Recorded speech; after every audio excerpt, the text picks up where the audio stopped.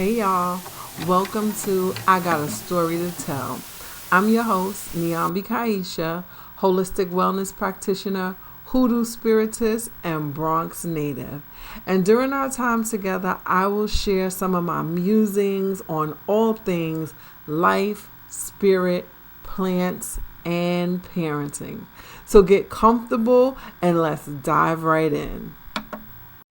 Hey y'all, and welcome to the very first episode of I Got a Story to Tell, the Niambi Kiesha podcast. I am so excited to be here today, to be recording this episode. Um, I had the thought and the idea to start a podcast. To share my story, right? And so this podcast will just be from week to week my thoughts, my musings on all things life, spirit, plants, and of course, I'm going to throw some parenting in there because they are just such an integral part of my life, right? So, again, if you are not familiar with me, my name is Niambi and I am a hoodoo spiritist. I am a holistic wellness practitioner. I am a yogi and I'm also just a girl from the Bronx, right? And so all of those pieces of me will show up each week in this podcast. So, like I said, I had the idea to start a podcast. I planted the seed probably late 2024, early 2025. And initially, I was going to start out with some different topics, like I said, about my journey. I was probably going to start with spirituality. But then when it came time for me to begin recording, I just started taking stock of where we are as a collective, where we are as a country. Like I said, I really solidified the idea to start this podcast at the end of 2024, coming into 2025. So we had not had our new administration take office. And just as things have unfolded, the thought and messaging that has continued to come into my awareness has been the importance of community and what does community building really mean? What does community building look like, right? And then I am always looking through a lens of spirituality, a lens of universal laws. And so right now, we are finding ourselves at a time where there is the fall of an empire, maybe some are saying. There is the fall or the crumbling, the dissolution of life as we know it. We know that things really started shifting with COVID during the pandemic. That was the first time we had seen something of that magnitude. That was the first time we understood what it meant for a country to be shut down, for schools to be closed, for everyone to be sent home, right? And it's interesting, even as I'm speaking through this, that we saw that happen under a Trump administration, right? And so now here we find ourselves under another Trump administration. But what I was saying is, we are all of us that have chosen to incarnate, come into this physical experience at this time. We are watching, experiencing, contributing to the creation of a new world order. That things are going to be different from life as we knew it. Things are already different from life as we knew it 2 to 3 years ago, right? I can't even believe it's already 2025. And so the pandemic started at what? The end of 2020. And even if we think about that, I can remember like yesterday, the day that we started hearing about this pandemic, and friends started getting sent home from work, and then my children got sent home, and then I got sent home. And at first we thought it was going to last for a weekend, and then we were coming right up on spring break, so we thought, okay, maybe we'll just make it through spring break and everybody will be back to normal. And then next thing you knew, it was summertime and we were still in quarantine. So we all remember that time. But again, what I'm saying is we are present right now while we are watching the world as we know and understand it shift in very significant ways. So I started asking the question and exploring and thinking about, what does community building really mean? What is the importance of it?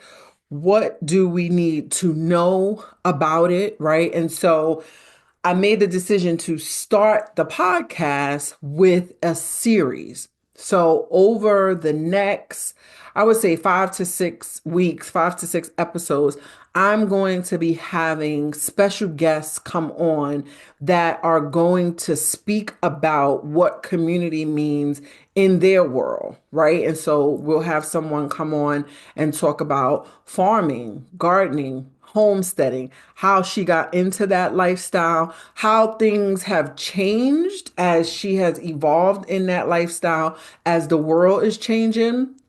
I also have someone come on to talk about mental discipline and spiritual discipline from a martial arts perspective.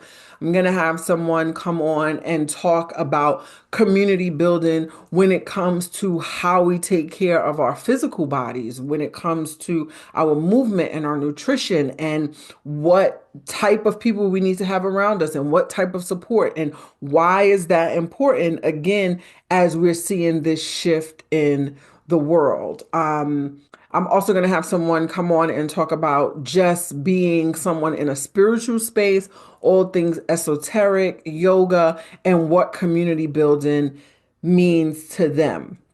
So I'll say for me, as I found myself shifting, I would say from 2020, as we went through the pandemic, as I was home with my children, well, I wasn't homeschooling them. I was being an active participant to the homeschooling or schooling at home that was going on with their teachers. But when you find yourself in a situation that really challenges you the way the pandemic did, you have one of two choices. And so there's the choice of resistance, right? Resisting the situation, leaning into the frustration of it, leaning into the irritation of it. Or you will find yourself in a place of, leaning toward the situation and trying to get an understanding. And oftentimes, difficult situations uncover aspects about ourselves that leave an opportunity for self discovery and self awareness. So, as I found myself moving through this pandemic, also on the heels of going through two major life transitions. So in 2019, I lost my mom, and I also went through the separation of a long-term marriage and ultimately divorced in 2020. So I found myself in the midst of this pandemic with forced isolation, right?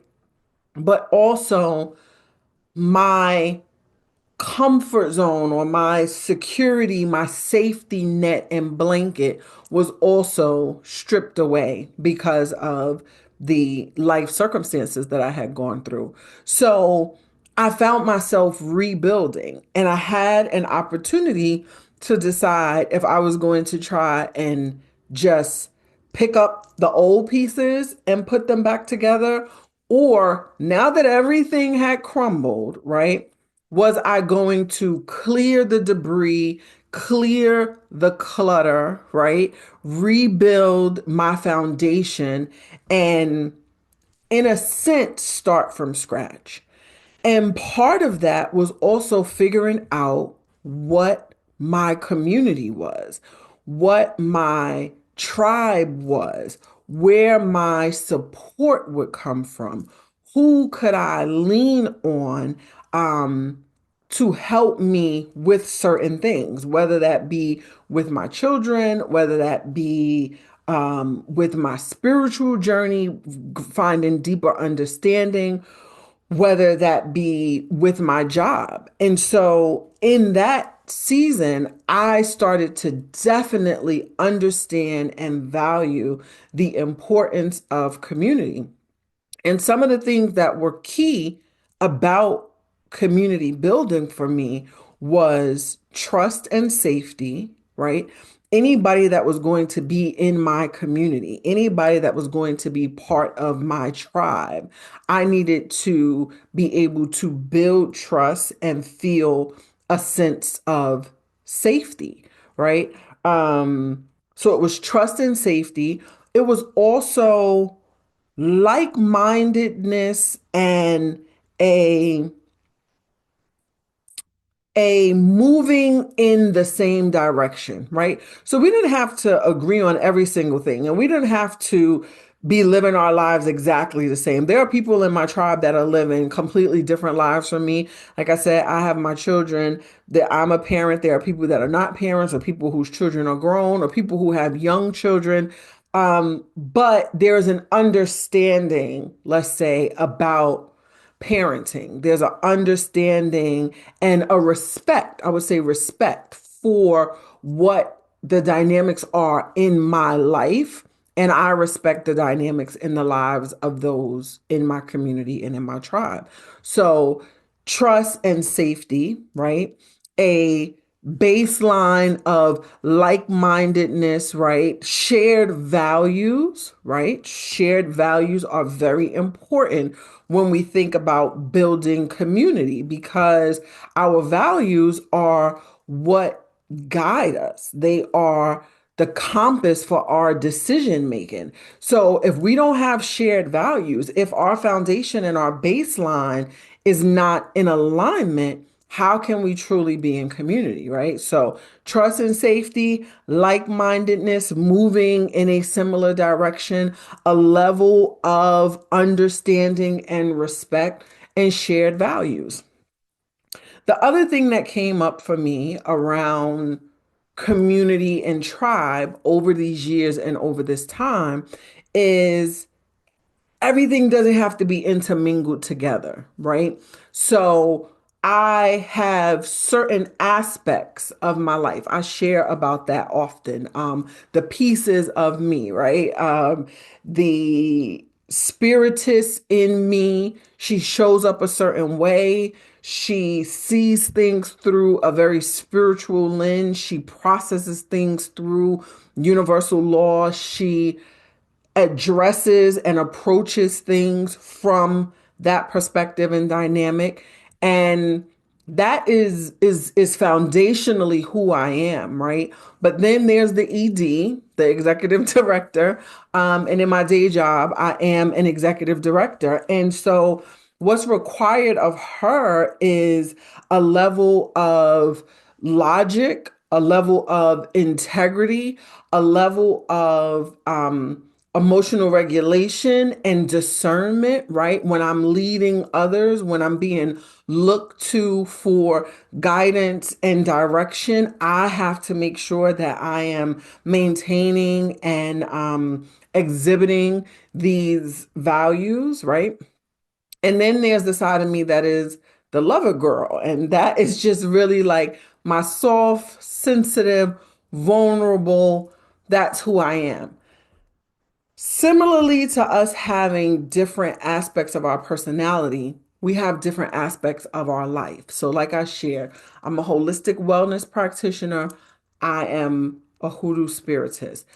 Those are two very different things, even though they may seem to be complementary, right? And so, my spiritual community, my community that I go to, my tribe that I go to for spiritual matters, for continued understanding and expansion, is different from my holistic wellness tribe and community. And so when it comes to me as a holistic wellness practitioner, those practices are yoga, meditation, right? Different forms of breath work. And there is a whole community and there are a whole group of people in which I am in community with that I can lean on them, rely on them, share information with them, where I can go and sometimes be student, sometimes be teacher, right? And get what I need and give and contribute, right? So I believe that that's an important piece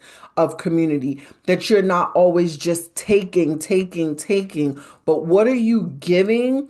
What are you pouring into community? In order for community to work, in order for tribe to work, we need to be able to understand what our offering is and make sure that we are always bringing an offering, that we are always pouring into the communal cup, if you would, that we are always helping to replenish and fulfill the life force. Again, I'm going to take this back to where I'm talking about we are seeing our world change under this administration. We are seeing changes to um, systems and um, departments and resources that people are used to having access to that is being removed and depleted and just completely done away with.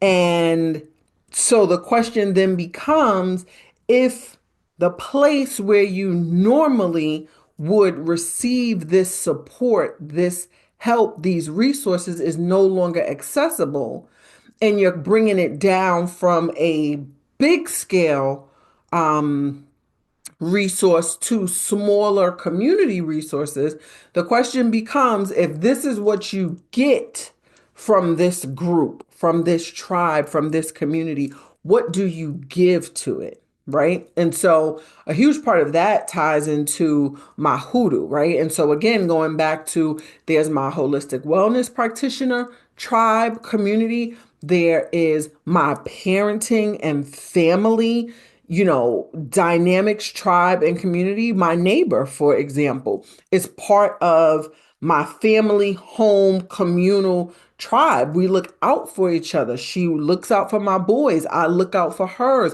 It is very important to me that I'm in a physical neighborhood and community where I know my children are safe, where I know my neighbors have an idea of, our regular schedule, if you would, and would be able to identify and pick up on if something was off, right? So that is the neighborhood, the family, the communal tribe.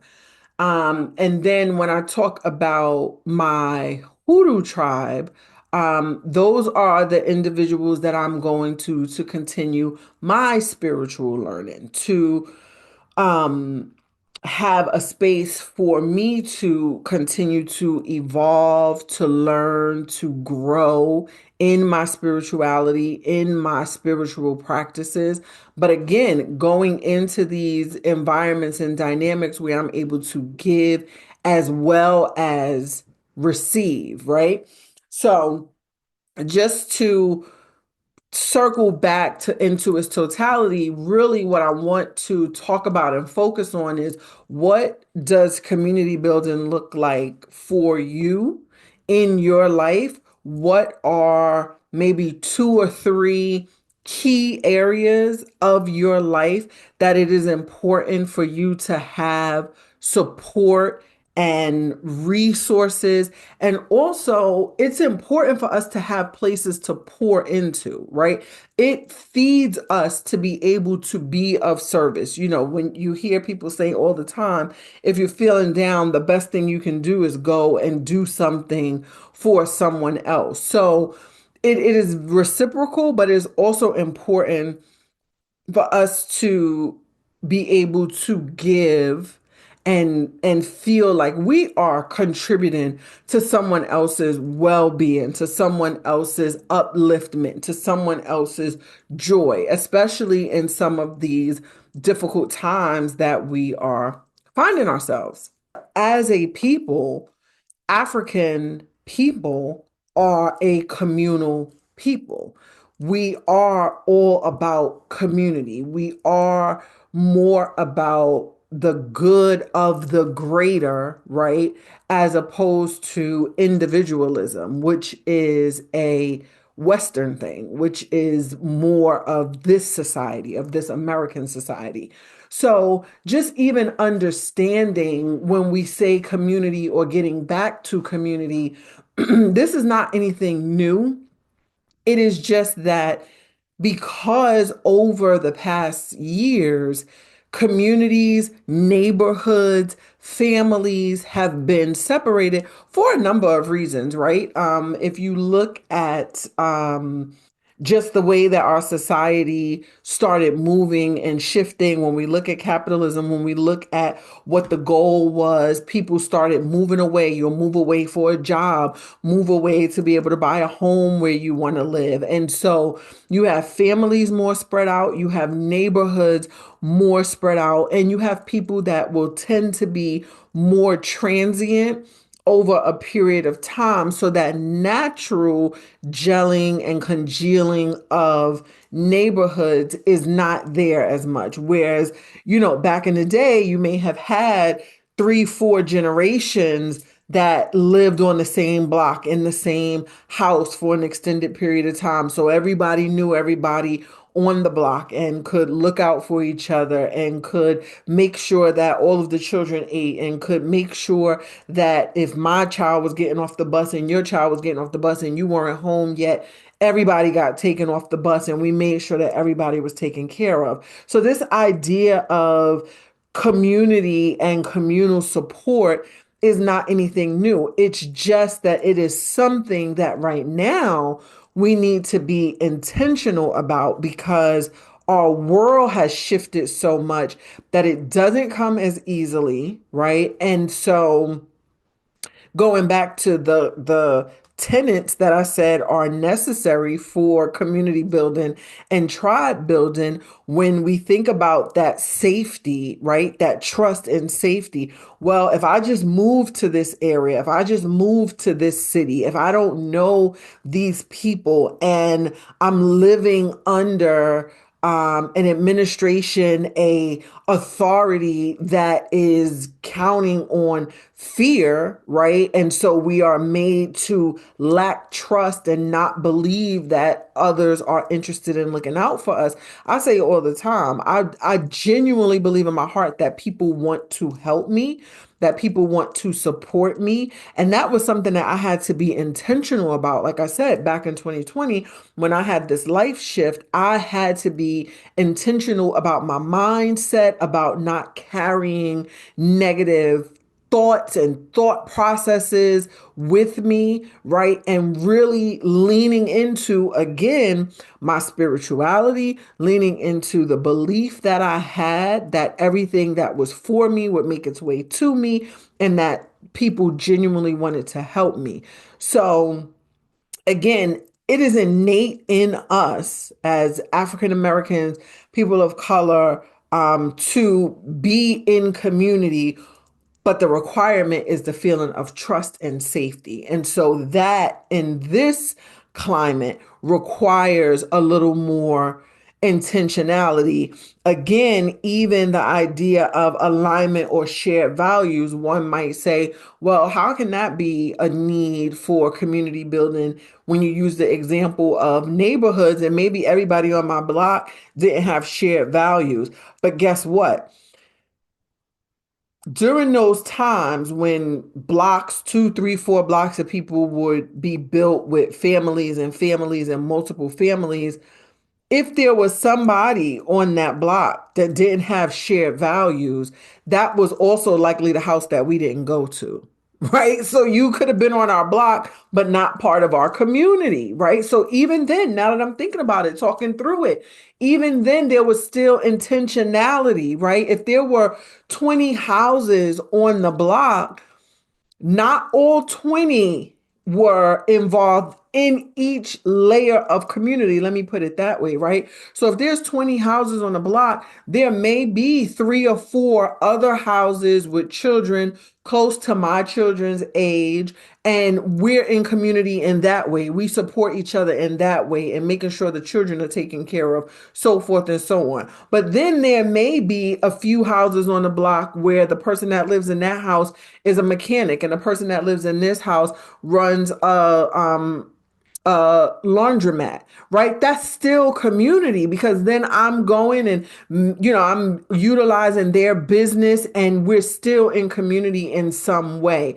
So again, from a historical and ancestral context, this is innate to us. It comes natural. It is how we have not only survived, but thrived in the past under atrocious circumstances. So, again, going back to where I started, I was going to do this podcast about something else. I was going to start in another way, but I was led to raise up this idea that as African Americans, as people of color, now I'm sure everybody could benefit from being in community, but I am always going to talk from the context of a Black woman because I'm a Black woman. And so when we find ourselves in circumstances and situations and under authority that is oppressive, that is you know, individualism that is breaking people's spirits. The first place that we can and should go is toward each other. And we need to start having conversations and getting the message out there that when fear is trying to be peddled to us, right? Like they are pushing fear, they're almost worse than the crack epidemic, right? And so when those things are happening, our default cannot be to pull apart from each other, to believe that we are the perpetrators of the thing that is causing us fear. Now, we need to begin to look to each other, look to how we can support each other, look to the areas where we have already started to build some trust and safety, look to the areas where we have shared values and we're moving in the same direction and we can benefit from being in connection, in partnership, in community with each other, right? Look to the areas where we can pour in and be poured into. And that I really feel is what is going to create the structures of this new world order that is forming that will be beneficial for us as African Americans.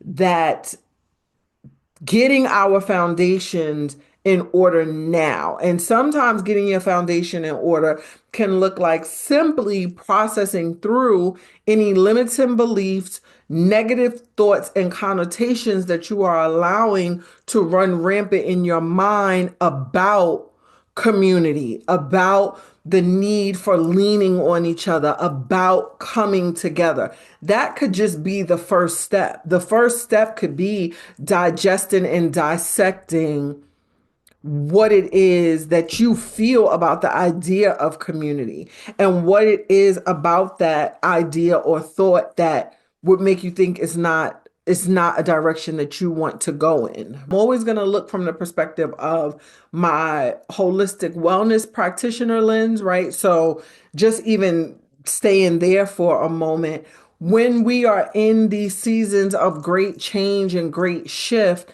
and stress levels are heightened and hormones are operating differently, and just what it takes to get through a day feels like a little bit more than one can handle, then having community for those purposes as well, whether it's your yoga community, whether it's your meditation group, whether it is a hiking group where you are able to go out into nature and spend time but feel safe doing those things. I went on a uh what is it called, tubing trip down the river, and this sister out of Greensboro that is a mental health practitioner has started putting together these outdoor wilderness excursions for African Americans, for Black folks, because we don't often find ourselves in those environments and it doesn't always feel safe, but we need it. We need to have our feet in the grass. If you know me, you have heard me say that. We need to be in contact, in touch with nature. When I talk about hoodoo, that is a key component of it as well. It's the practice of using everything that spirit has already given us, everything that Mother Nature provides, herbs and sunlight, the healing power of water. And that could be whether it's rain, drinking water, going to the water, salt water, oceans, swimming, all of those things, right? Being out in the wind and feeling the wind and taking deep breaths and strengthening our lungs. Like that is part of my hoodoo practice, and finding ways to be able to do that, that we feel safe. Because if we don't feel safe doing the things that we need to survive and thrive and live, we don't have a chance. We don't stand a chance. But it is that combination of realizing that everything that we need is available to us, right? Like I said, in nature, using different healing herbs, using crystals. I'll talk about all of those things in more depth as we move through these upcoming weeks. But sometimes it's simply the fear of stepping out. It's the fear of going to the mountain. It's the fear of being in the woods. And like I said, your first step may need to be unpacking that. Because if you have been programmed and socialized to fear the very thing that can heal you, okay, beyond a medical doctor, um, then that's problematic. And you may need to do some work to unravel and untangle those thoughts. So sometimes that's just the first step, processing through what we think, what we feel, and then taking steps to build a safe, trusting environment of individuals that can support different aspects of our lives, that can support us, that we can pour into, that can pour into us, so that collectively we come together and we thrive and we move through this time of creation. That is really what I feel this time is. It is a time of creation. We are at the crux, the precipice, if you would, of the creation of what life is going to look like for the next, however many decades. And we have the privileged opportunity to be contributors to that. We have the privileged opportunity to do our self work, our internal work, our healing work, our spiritual work, and bring that into community and pass that down to our descendants, as well as healing up things that our ancestors didn't have the opportunity to heal up, right? So we are in a very special place right now with opportunity to heal it both forward and back, right? That's another component of hoodoo, that when we do our own self work, we're healing 7 generations back and 7 generations forward, right? So that is it in a nutshell. Again, I am super excited to come to you guys weekly and just really share my thoughts, my musings, the things that are coming up. I will definitely be talking about astrology. I'll be talking about hoodoo. I'll be talking about plants. It's springtime. So I've just started putting my plants out. I've started some seeds for my garden. So I'm excited. It's Aries season, which is all about forward movement. It's that fire energy. So I am ready to take this, move it forward, come and share with you guys. Yeah, and we'll go from there. All right. All right. Y'all take care. Bye.